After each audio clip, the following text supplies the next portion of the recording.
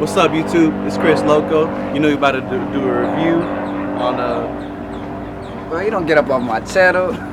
Look, man, I know I've been gone for a minute, but that don't give nobody the right to hijack my channel now, man. You know, we 3,000 strong, baby. Hey, but I'm back, y'all. I'm sorry. I know I've been on hiatus. It's been crazy. Been traveling. No excuses, though. I got to get back with it. Toronto really opened my eyes. We just did a class out there. It was crazy. I got mad love. First and foremost, for everybody that's still with me, we 3,000 strong right now. I want to say thank you. I appreciate your loyalty to the channel. So what we're going to do today is we're going to do a review. I got some new toys, so we're going to see what we can make happen, all right? Let's get with it. All right, so before we get into everything, I figured I'd show some of the new things I came back with. Finally. Got my 245 Pro shoes, got my 245 finish shoes. These babies are the truth. Hey, look, if you guys want to get yours, link in the description below. Make sure you check it out. They're fire. Look at this package. Fire. Come on. So I know there's a lot of hype going on right now about the wireless T outliners. Dope trimmer. They definitely hit us. For me, I'm not real big on the body of the T outliners. Never have been, even though they're a great and phenomenal trimmer. It's just not really on my swag, so I tend to do things aside from the norm. So everybody's going Andis. I'm going to go walk. So I'm gonna try these out. They don't look as nice as the Andis, I will say that. But my favorite trimmer, as you guys know, is the WAHL Hero. So I can put the WAHL Hero TY blade on these, and my blade's already set, so I can snap it on there, and now I got a wireless trimmer. I'm gonna do a few haircuts today, see what's popping with them, and if they work, I'll give you guys my honest opinion afterwards. All right, so this is what we got. We got the retro box, retro T-cut box, cordless rechargeable trimmer, adjustable TY blade, 60-minute runtime, comes with 3 tapered guards. Let's check it out.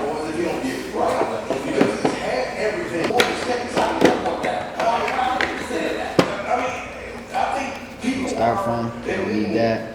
Manual, don't need that. Just tape off.